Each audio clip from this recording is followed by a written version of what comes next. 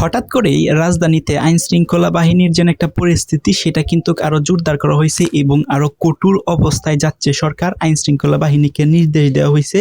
যাতে সতর্ক অবস্থা অবলম্বন করার জন্য এবং সর্বদিক দিয়ে সাথে তারা স্ট্রংলি অবস্থায় থাকে। এখন প্রশ্ন হচ্ছে কেন হঠাৎ করে সরকার এই একটা উদ্যোগ নিল বা জরুরি সতর্কতা জারি করলো। ঘটনা হচ্ছে গোয়েন্দার তথ্যের ভিত্তিতে কিছু ইনফরমেশন পাওয়া গেছে, সেটা হচ্ছে রিসেন্টলি বা কয়েকদিনের ভিতরেই হয়তো বা পুলিশের যে গাড়ি বহর আছে বা পুলিশের যে গাড়িগুলো আছে এবং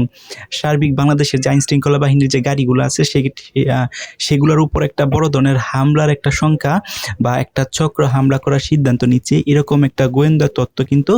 প্রশাসন পাইছে এবং সরকারের যে স্বরাষ্ট্র মন্ত্রণালয় আছে সেখান থেকে কিন্তু সতর্ক অ্যালার্ট জারি করা হয়েছে।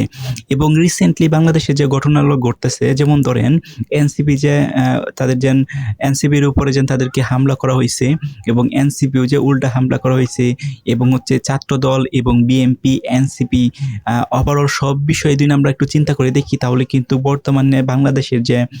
পরিস্থিতি আসে সেটা কিন্তু একটু উত্তাল অবস্থায় আছে এবং এনসিপি কিন্তু তাদের কর্মসূচি ঘোষণা করতেছে এবং এনসিপির উপর হামলা করার কারণে কিন্তু তারা বিভিন্ন প্রকার কর্মসূচি ঘোষণা করতেছে, বিক্ষোভ মিছিল করতেছে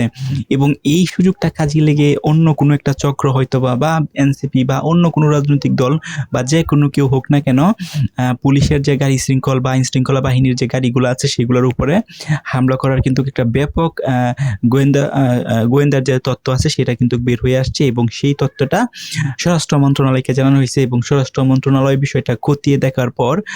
এইটার সত্যতা মিলছে এবং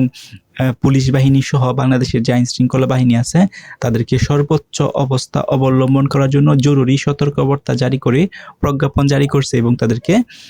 এই নির্দেশ দেওয়া হয়েছে। এবং এখন কিন্তু রাজধানীতে সারা বাংলাদেশে কিন্তু এটা কিন্তু করে নাই, বাংলাদেশের পুলিশকে বলা হয়েছে সারা বাংলাদেশের অ্যালার্ট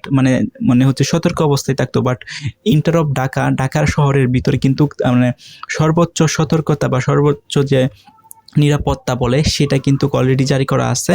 এবং কোনো যাতে এরকম অকারেন্স না ঘটে সেদিকে কিন্তু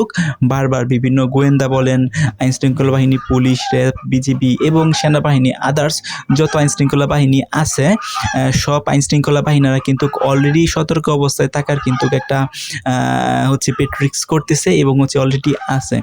এখন প্রশ্ন হচ্ছে যে এই যে সতর্ক অবস্থায় যে এখন আছে সরকার, এইটা কতক্ষণ পর্যন্ত থাকবে, পরবর্তী যতক্ষণ পর্যন্ত নির্দেশ না আসে সেই নির্দেশ না আসা পর্যন্ত কিন্তু যে আইন শৃঙ্খলা বাহিনী আছে তারা কিন্তু এই সতর্ক অবস্থা অবলম্বন করবে এবং সতর্ক অবস্থায় থাকবে। সো যাতে কোনো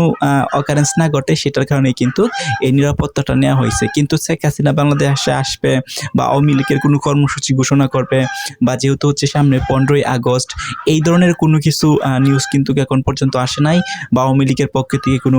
মিছিল বা মিটিং বা কর্মসূচি বা 15 আগস্টে ঘিরে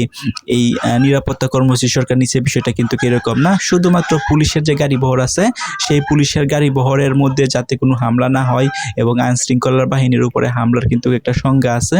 এই সংজ্ঞাটা কাটানোর জন্যই কিন্তু এটা স্বরাষ্ট্র মন্ত্রণালয় থেকে জানিয়ে হয়েছে, এটার জন্যই কিন্তু সতর্ক অবস্থা অবলম্বন করছে। অনেকেই কিন্তু মনে করতেছে সরকার বিভিন্ন হুট করেই যে সতর্ক অবস্থা অবলম্বন করছে যে আইন শৃঙ্খলা বাহিনী আছে, অন্য কোনো কারণ থাকতে পারে, সেটা কিন্তু অন্য কোনো কারণ নাই। এটা হচ্ছে বেসিক্যালি এই কারণটাই কিন্তু দেখানো হয়েছে যাতে করে কোনো একটা গোষ্ঠী বা কোনো রাজনৈতিক দল বা যে কোনো কেউই যাতে করে আইন শৃঙ্খলা বাহিনীর উপরে কোনো প্রকার হামলা না করতে পারে, তার জন্য কিন্তু সতর্ক অবস্থা থাকার জন্য বলছে, যাতে করে একটু অ্যালার্ট থাকে, এরকম কোনো কর্মসূচি যদি কেউ করে তাহলে তাদেরকে যাতে প্রতিহত করা যায়। সো আপনাদের মতামত কি কমেন্ট করে জানান।